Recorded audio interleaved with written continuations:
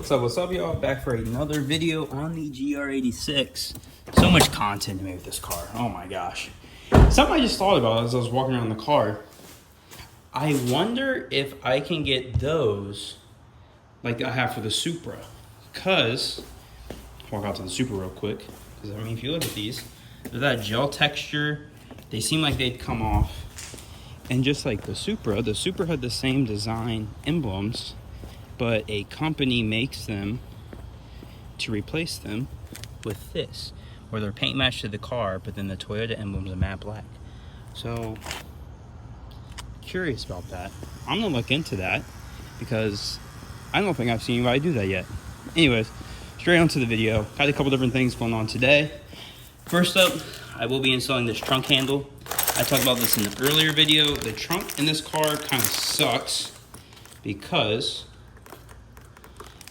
I don't know how to open it. Because there's no handle for it. So you're kind of touching the paint and, you know, no one wants to do that. Now you're getting fingerprints on the trunk and everything. And then under the hood, again, this doesn't have struts. I have a Cobb high flow intake filter. First off, get a sip of this. This stuff's really good, by the way. Kiwi blend, the Rainstorm. It's like a clean energy. I don't know if you guys drink energy drinks. I try to stay away from the other stuff, but this is like actually clean energy, so it's like green tea and ginseng and stuff like that. And it's pretty good. They have this flavor that's good, and they have another flavor. It's like mango something, mangoes and peach, like a peach mango. And there's a lot of intake videos out there on YouTube with different intake setups and yada yada.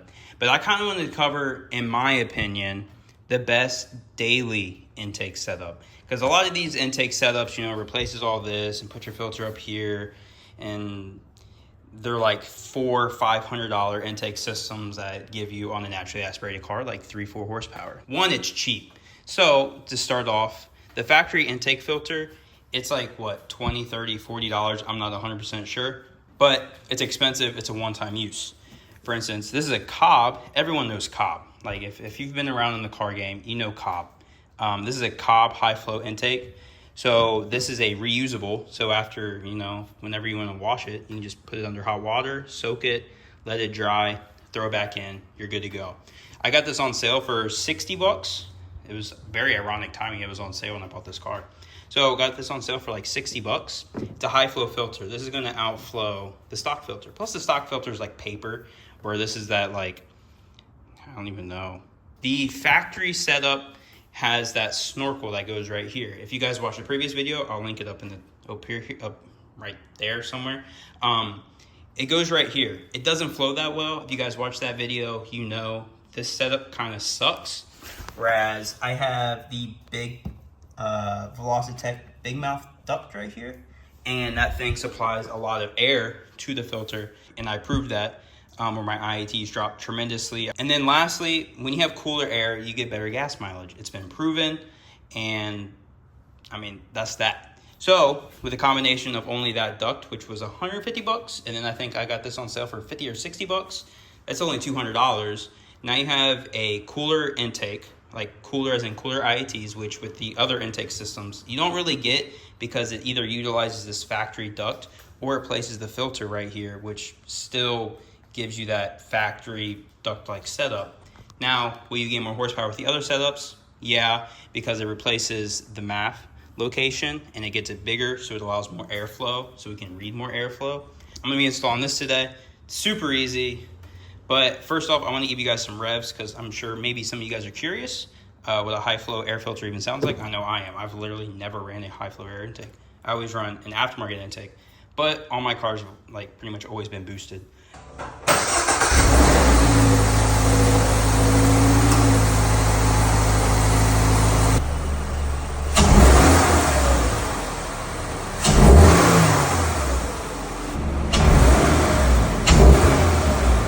Here we go. I gave you intake sounds with the hood open and hood closed, so you guys kind of got both. So to replace the air filter, pop these off, and then just kind of move this. There you go, just like that. Now here's the air filter. So there you go. That's what it looks like. It's paper. If you guys don't know, it's paper. Get rid of that. There's the carbon filter in there. A lot of people remove that. There's the duct, and that duct goes down to my ram air duct. So it's applying the coldest of airs. And my Cobb high flow filter is in. Here's my factory filter.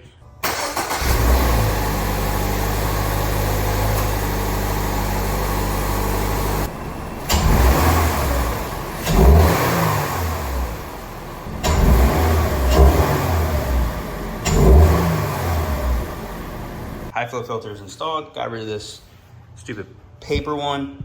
Ooh, what is that? I need to wash this thing.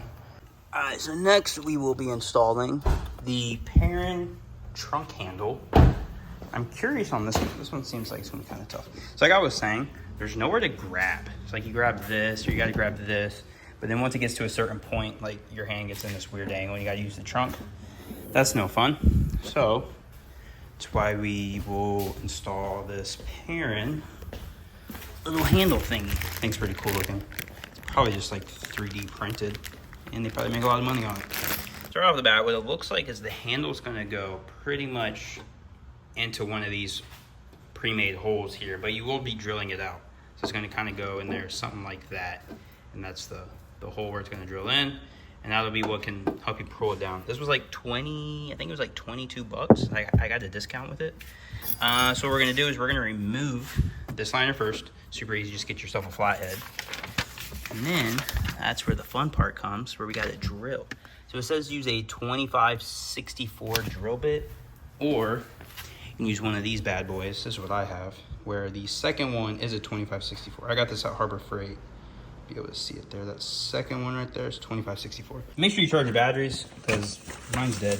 So I guess I'll take you guys along with this for now. Show you what's coming in the next video. Next video, we're doing a complete LED overhaul. In this car, it's a bunch of like halogen lights, and it's garbage, or incandescent, or whatever it's called. So these are the new reverse lights I'm putting in. These are wild. You can see all the LEDs. There's 4 of these little strips on the whole thing, and then on the top is actually like another, like, oh, what are they called? Kind of like the headlights. I can't remember what they're called right now. Where it's the dome thing. There's one of those on the end of it. So these are going to be super bright. These are also really expensive. 2 bulbs. I think this right here was $100. And then a bunch of these bulbs. So I'm doing the trunk, and then dome lights, and then this will be the under door lights. So all new LED bulbs. And then you can see right here, this is for the license plate light. I have 2 of those. There's one here, and there's one here. Which, these are LED, I believe, but it's only two pieces. Or like 2 of them. So, next video, I will be taking you guys through a whole LED overhaul. I did install the side markers already, if you guys saw those. Those are super easy. Everybody, like, it takes you like 5 seconds to do those. So, and there's like 100 videos on those. However, I did not see any videos on the license plate lights. So I'm really excited to install these. I feel like these are gonna be super bright. So stay tuned for that if you guys are GR86 or BRZ people, because that's coming soon. Okay, so hole is drilled. You can see here that now it inserts. This is how you're gonna set this up, just like that. So it's the bolt, washer, the little tool, and then like the little rivet threaded thing on top of that. Then you're gonna put it in here, and it's good to actually spray like some PB Blast or WD-40 in there. So it's gonna get tougher because it's like compressing itself in there, so that this piece right here will stay inside the trunk, and then you can thread in this guy to this and to there. So I'm gonna get working on this. Of course, this is a 10mm, so if you guys can't find your 10mm, recommend you go get one, because you're gonna need it. At some point, it is gonna get so tough to turn this 10mm that it's going to stop. At that point, you're done.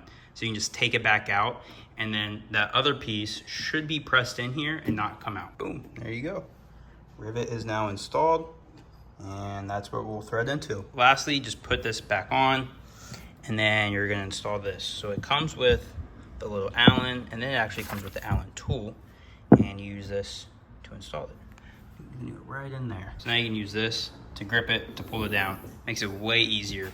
Only like 20 bucks. So this can go on this side if you want it to. However, I'm right arm dominant, so I have it on this side. That's where I'm gonna wrap up this video. Catch you guys in the next video. Should be LED lights. Super excited for that one because inside lights suck. All right, see ya.